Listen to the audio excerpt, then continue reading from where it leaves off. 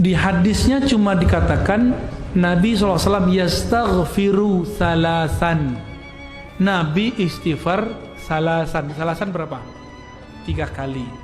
Lalu Sufyan bin Uyainah, bukan sahabat Nabi, bukan tabi'in, tapi tabi'ut tabi'in. Sufyan bin Uyainah mengatakan ketika ditanya, kaifa istighfaruhu, bagaimana cara Nabi membaca istighfarnya?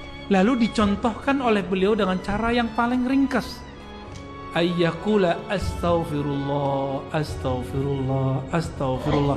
Itu contoh dari Sufyan, Imam Sufyan bin Uyainah, gurunya Imam Humaidi, dan orang yang semasa juga dengan Syafi'i, juga Imam Syafi'i berguru ke beliau.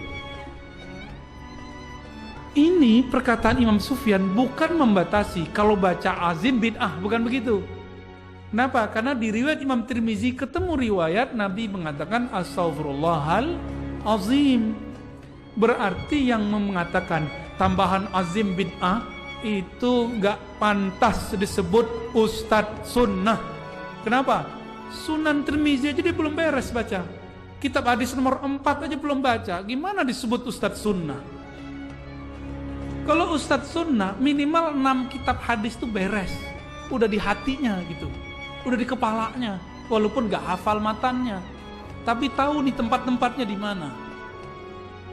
Baca Sunan Tirmizi, ketemu Imam Tirmizi menyebutkan bahwa Nabi berdoa beristighfar astaghfirullahal azim. Di riwayat lain ada tambahan ya. Kemudian ada Sayyidul Istighfar, ada juga lafaz yang beda, Rabbighfirli wa atubu ilaih, ada macam-macam diqqahu wa jillu, tambah-tambahannya banyak. Maka ulama kita memahami Nabi itu memberi contoh lebih dari 5 riwayat. Berarti boleh membaca istighfar dengan tambahan-tambahan selama tambahan itu tidak berlebihan. Oleh karena itu muncullah istighfar imam ini, istighfar imam itu nggak apa-apa, boleh, dan itu sunnah. Kenapa? Yang inti adalah istaghfiru rabbakum fa innahu kana ghaffara. Udah selesai, minta ampunlah kepada Rabbmu. Ada orang baca doa astaghfirullahal ghaffar karena mengamalkan ya, innahu kana ghaffara. Karena Nabi pernah ditanya oleh Aisyah ya, bukan Aisyah juga, Aisyah yang ditanya. Nabi itu setiap sholat ruku sujud, pas sujud itu kan baca subhana rabbiyal azim, tapi juga membaca subhanakallahumma wa bihamdika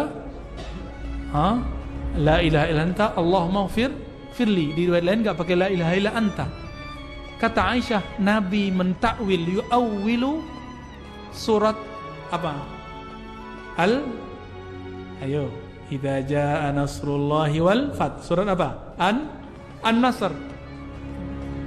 Wa ra'aitan nasa yadkhuluna fi dinillah. Terus maka bertasbihlah, terus beristighfarlah. Lalu Nabi takwil. Berarti kita boleh ngambil satu ayat lalu kita maknai, kita tafsirkan, lalu kita baca. Nah, jadi ketika ada ayat innahu kana ghaffara, saya mengatakan astaghfirullahal ghaffar. Ada ayat ghafurur rahim, astaghfirullahal ghafurur rahim. Boleh semuanya itu, enggak dibatasi. Jadi Imam Sufyan bin Uyainah bukan sedang membatasi, dia lagi nyontohin. Sama kawan diartikan itu membatasi, nambahin azim aja bid'ah, jadi buku. Allahu Akbar ya. Betapa ketidakmengertiannya itu dijadikan ilmu. Nggak ngerti kok dianggap ilmu. Sejak kapan kita nggak ngerti itu dianggap sebuah pengetahuan? Nah inilah anehnya Pak. Jadi Bapak boleh baca dengan lafaz manapun ya.